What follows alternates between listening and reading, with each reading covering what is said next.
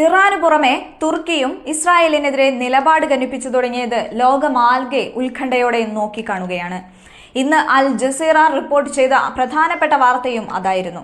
ഇറാനുമായി ഇപ്പോഴും വാണിജ്യതലത്തിൽ കയറ്റുമതിയും ഇറക്കുമതിയും നിലനിർത്തുന്നുണ്ട് തുർക്കി.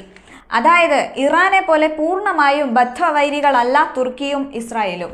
പക്ഷേ ഗാസയിലെ യുദ്ധം അനന്തമായി നീണ്ടുപോകവേ ഒരു സ്വാഭാവിക പരിവർത്തനമെന്നോണം തുർക്കി ഇസ്രായേലിനെതിരെ നിലപാടുകൾ കടുപ്പിച്ചു തുടങ്ങിയിരിക്കുന്നു.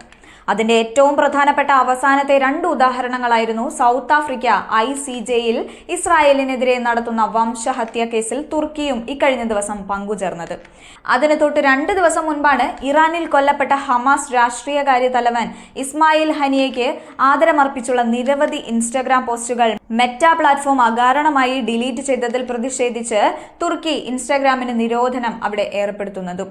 നിലവിൽ തുർക്കിയിൽ ഇൻസ്റ്റഗ്രാം ഇല്ല. ഇറാനു പുറമെ ഹമാസ് നേതാക്കൾക്ക് പ്രത്യേക പരിഗണന നൽകുന്ന രാജ്യം കൂടിയാണ് തുർക്കി. തുർക്കിയിലെ തെരുവുകൾ ഇപ്പോൾ രാവും പകലും ഫലസ്തീനു വേണ്ടി പ്രതിഷേധത്താൽ മുഖരിതമാണ്. തെരുവുകളിലെമ്പാടും ഇസ്മായിൽ ഹനിയയുടെ പോസ്റ്ററുകൾ കാണാം.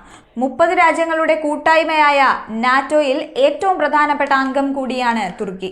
ലോകത്തിലെ ശക്തമായ സൈനിക ശേഷിയുള്ള രാജ്യങ്ങളുടെ പട്ടികയിലെ ആദ്യ 10ൽ തുർക്കി എന്ന രാജ്യമുണ്ട്.